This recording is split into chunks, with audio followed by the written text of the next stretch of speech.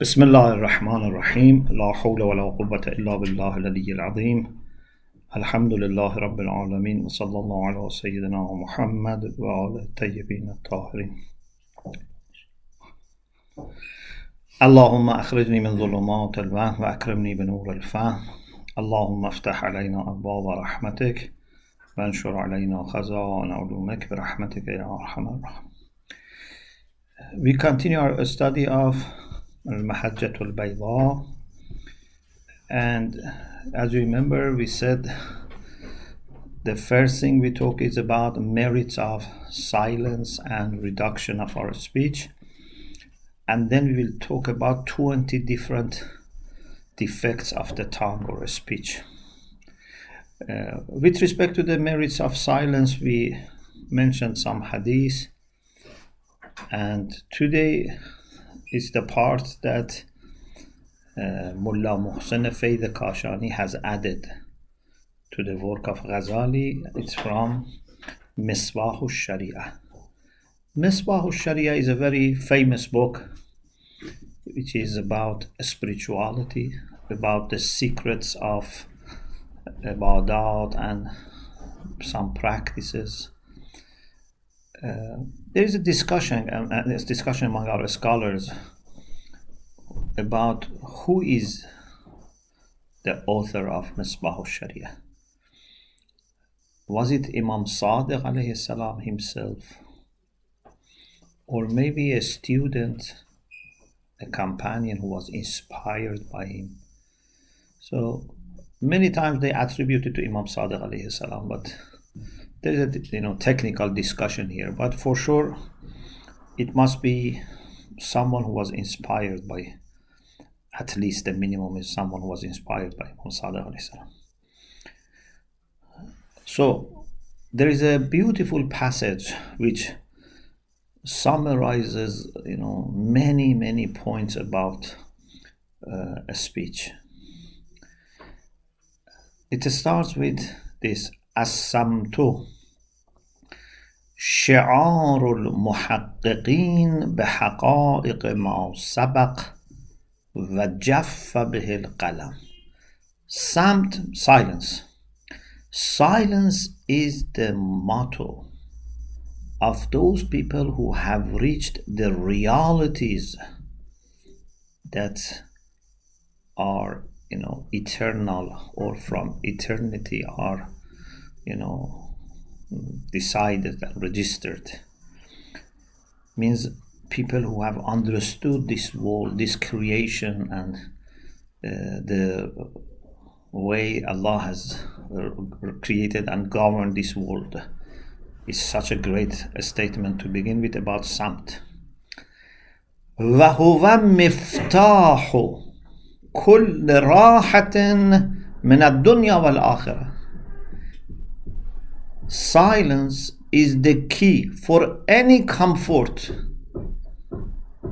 in dunya and the hereafter.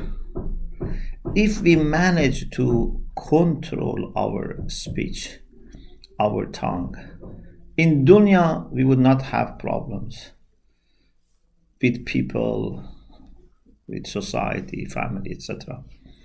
And in the hereafter, we would not be held responsible for what we have said and have harmed ourselves and other people. وَفِيهِ رِضَى الرَّبِّ. In silence, there is pleasure of Allah subhanahu wa ta'ala. When we speak, we are not sure whether we have said what is right or not. What was our intention? What was the content? Lots of things to consider.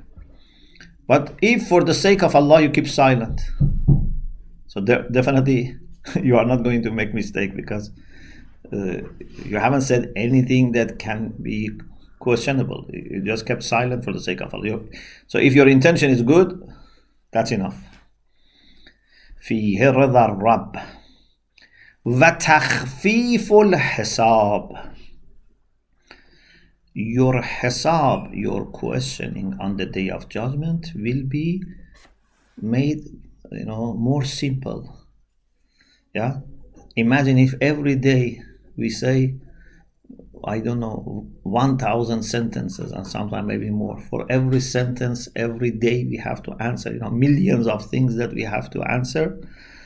And if we have reduced, it will make our questioning easier. وَالصَّوْنَ مِنَ الْخَطَايَا وَالزَّلَلِ. It helps with protection from mistakes and errors. قَدْ جَعَلَهُ اللَّهُ سَتْرًا عَلَى الْجَاهِلِ. Those who have no knowledge, silence is a good way to cover their ignorance, because as long as you are silent, no one understands your ignorance. Yeah. وَزَيْنًا لِلْعَالِمِ. But even for those who have knowledge, if they can keep silent when it is not needed, it's beautifying them. وَمَعَهُ عَزْلُ الْهَوَى وَرِيَاضَةُ النَّفْسِ. With silence, you can fight your hawa nafs, your whims, your lower desires. Because we have great, shahwa, great, desire to talk and to present ourselves. It's a great way of riyaza, means self-training, self-disciplining. وَحَلَاوَةُ الْعِبَادَةِ. If you want to understand the sweetness of ibadah, one of the things that can help is not to speak too much. When you speak too much, then it affects your feelings. It's like, if you have eaten too much, even if there is a delicious food, you have no appetite. Yeah. Sometimes to appreciate the delicious food, also those who eat must be prepared. If they have eaten lots of food, they don't appreciate. وَزَوَالُ قَسْوَةِ الْقَلْبِ.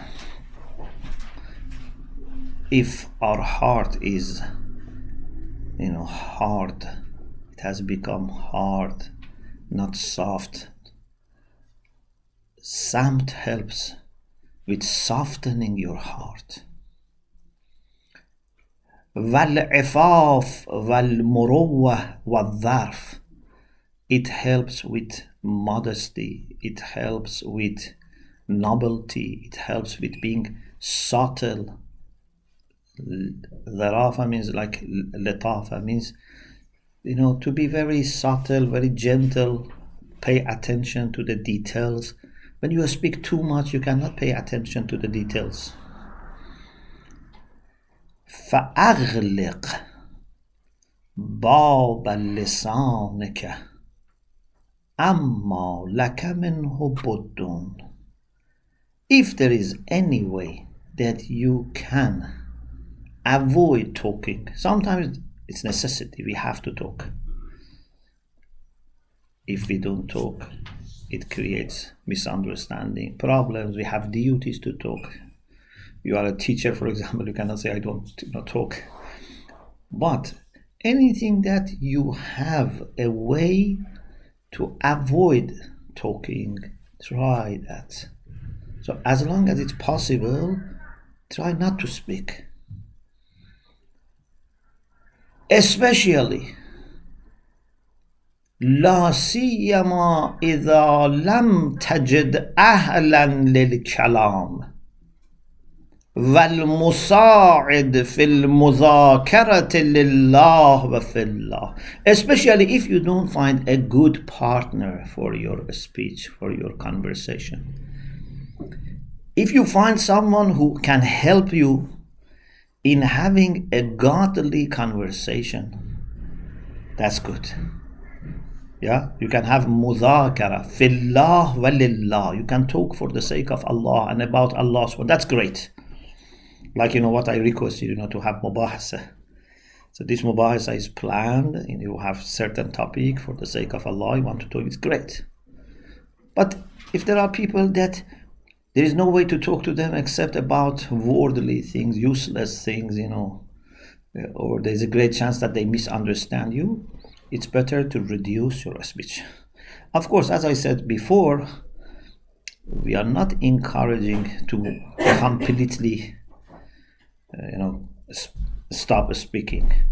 But because we have such great tendency for talking, we need to go to a little bit towards silence, so that we will remain in the middle, because as I said, about hubbud dunya, we have so much of hubbud dunya that we need to talk about zuhd a lot, so that we get to the balance. So here, for us that maybe we have had not that much control over our speech, so we need to practice a lot silence, so that we would reach a position that we can speak wisely, with full understanding of what we say, accepting full responsibility for what we say, and then remain silent. Then it says that Rabi ibn Khuthaym, who was a person who was very spiritual, he used to put paper before him, in front of him, and write down everything that he says. You can do this, or you can record everything that you say. Then yuhasibu nafsahu ashiyatah. Then in the evening, he was reading everything that he had said during the day. What I have said, was it correct or not?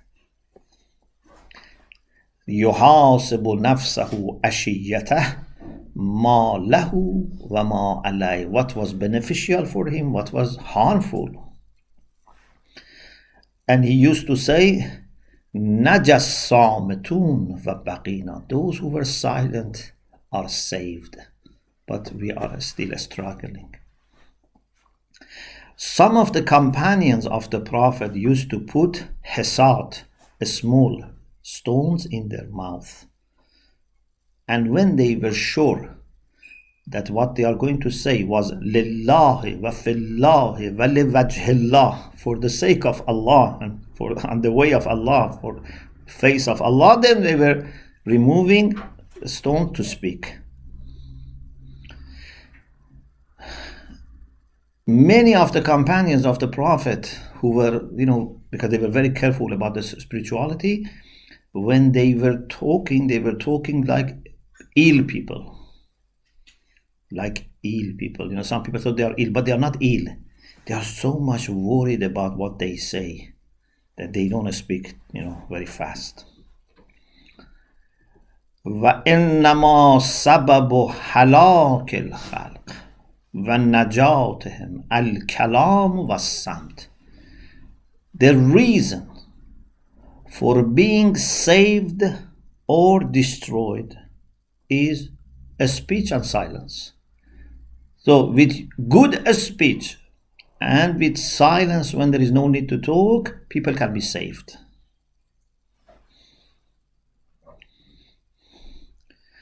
فَتُوبَى لِمَنْ رُزِقَ مَعْرِفَةَ عَيْبِ الْكَلَامِ وَصَوَابَهُ وَعَلِمَ الصَّمْتَ وَفَوَاهُ.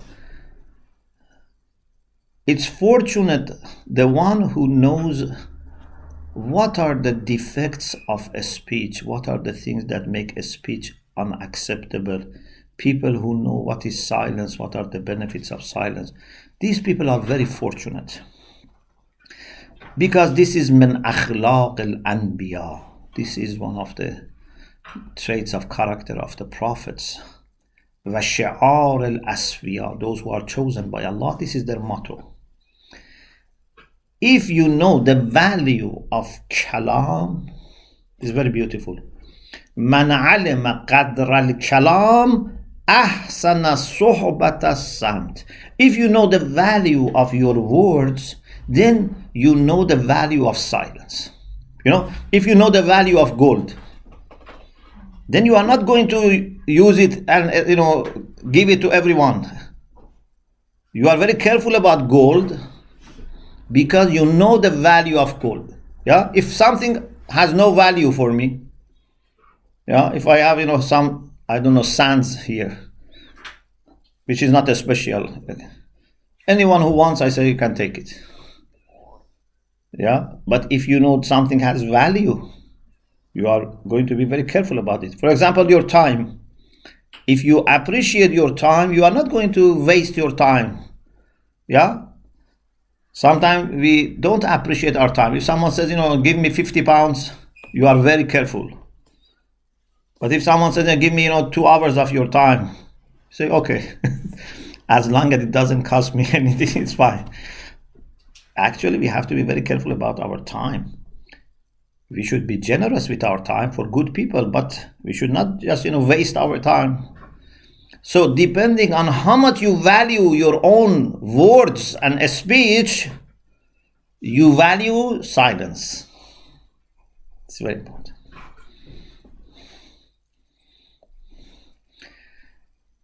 ومن أشرف على ما في لطائف الصمت وأتمنه على خزانه كان كلامه وصمته كله عبادة. If you know what beautiful points are there, what value is there in your silence, then your kalam, your speech and your silence become ibadah. So you are talking for the sake of Allah, and when you are silent, it's also for the sake of Allah. So it means whenever you are awake, you are doing ibadah. On top of that, you can do other kinds of ibadah, but just to be in this condition that you are watching your tongue for the sake of Allah means that you have continuous ibadah. From the time you wake up till you go to bed, you are doing ibadah. And this is a great ibadah, it's not an ordinary ibadah. وَلَا يَتَّلِعُ عَلَىٰ عِبَادَتِهِ هَذِهِ إِلَّا الْمَلِكُ الْجَبَّارِ. And the only one knows this ibadah of you is Allah Himself. People don't see that you are doing ibadah. So it's not subject to showing off or riyah, etc. So it's great ibadah which is very private between you and Allah subhanahu wa ta'ala. Also in Misbah al-Sharia it says that a speech is to express what is in your heart. If there is purity or impurity, they come through your words. If there is ilm or jahl, knowledge or ignorance, they come through your words. They come out. Amirul Mu'minin alayhi salam said, Al-mar'u makhbu'un tahta al-Lisaan. Every person is hidden under his or her tongue. Yeah? So as long as people are silent, we don't know that much about them. But when they speak, they are showing their realities. فَزِنْ كَلَامَكَ. Weigh your word. If we have regard for ourselves, we will have then respect and regard for our words. Every word that we say must be well measured. Yeah, we have to weigh it properly and present it to your aql and ma'rifah. Think about it. Is this something acceptable? Is this something that I can back up with reasoning? Or just something comes to my mind and I say it? إن كان لله وفي الله فتكلموا به. If it is for the sake of Allah, say it.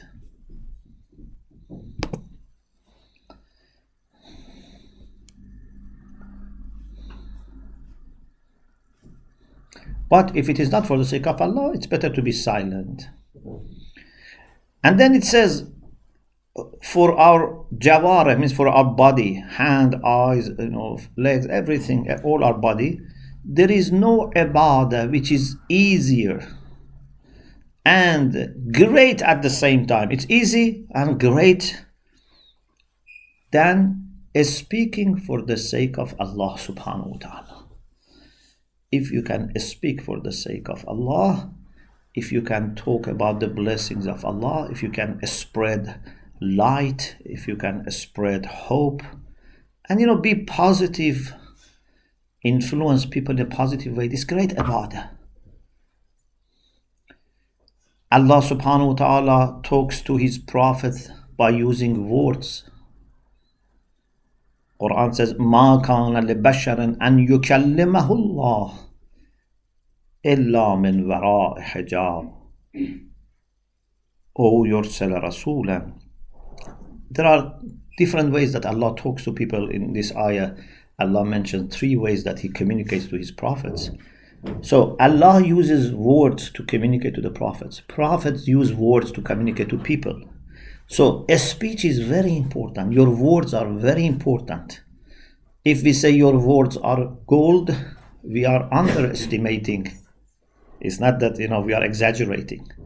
So because there is so much value about your words, you have to be very careful not to speak everything. So a speech is afdalul wasa'il, is the best of the tools. We human beings can make lots of good with communication.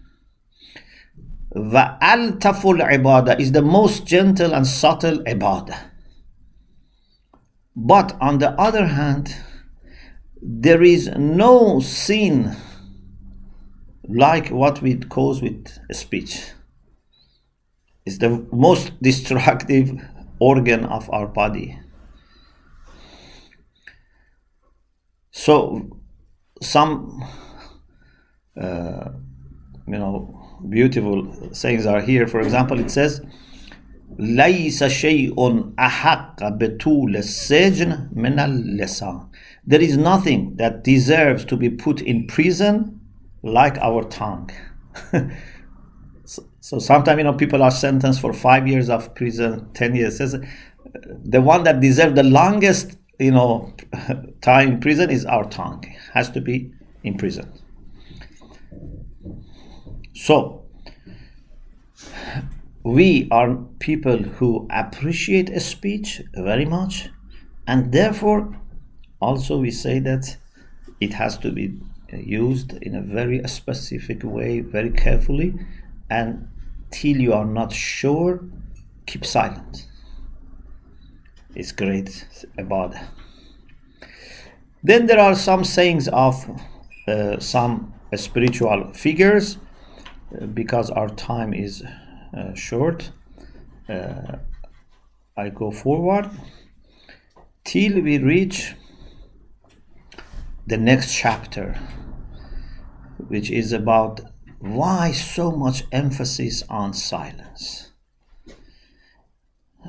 It's a very good summary of what we have said last week and this week, because there are many problems that happen through our speech, many defects, making mistake, lying, gossiping, backbiting, showing off, hypocrisy, being rude, debating too much, or sometimes praising yourself unnecessarily, tazkiyatun nafs, or fight and enmity, or speaking too much, getting into batil, or distorting the truth, annoying people, damaging their honor. So there are lots of problems that can happen through our speech. So we have to be very careful. Plus, if you are silent, you can be safe, you can have tranquility more easily, you can taste sweetness of ibadah, you don't have that much stress, you don't have divided attention. So lots of benefits are also for silence. Allah subhanahu wa ta'ala says, مَا يَلْفِظُ مِنْ قَوْلٍ إِلَّا لَدَيْهِ رَقِيبٌ عَتِيدٌ. Surah Qaf, ayah 18. Man, human being, does not say any word unless there is an angel who is watching and registering. Raqibun Atid. Then he says, there are 4 types of speech that you may have. There are 4 options, 4 possibilities. All harmful, 100% harmful. Mixture of being harmful and beneficial. Useless or all beneficial. If it is all harmful, we should not say it. If it is mixture of harm and benefit, still is not good. Like, you take poison and medicine together. If it is useless also, it's waste of time. So the only type of kalam which we should, try is when we are sure it is 100% beneficial. Not every kalam is this. There are 4 types of kalam.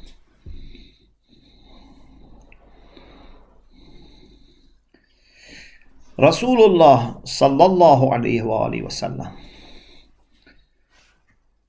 whose words were very deep and profound. One of the blessings of Allah for the Prophet was that he was given very profound words. أُعْطِيتُ جَوَامِعَ الْكَلِمِ. Rasulullah's hadiths are normally very short but very deep. He says, Man samata naja. As we said last week. Man samata naja. Just 3 words. Man samata naja. Whoever is silent is saved. This is not exaggeration. This is not said by an ordinary person. This is by someone that Quran says, وَمَا يَنْتِقُ عَنِ الْهَوَىٰ. He doesn't speak out of his whims. So if we can remember this and repeat this for ourselves, Man samata naja. Maybe you can put it in your room or somewhere to keep. Remember these 3 words. Man samata naja. So, inshallah, what we are going to do from next session. Yes. Can you just repeat that word, the man samata? Yes. Sure. I will also write it down for you. So, inshallah, from next session, what we do is we start with the first aafaat, the first defect, which was in your notes, if you remember, about speaking things which are not relevant. Yeah? This is the first problem, that we may speak about things which are not harmful, not haram, but not relevant. This is, inshallah, our topic next week, bi'idhnillah. Alhamdulillah, Rabbil Alameen.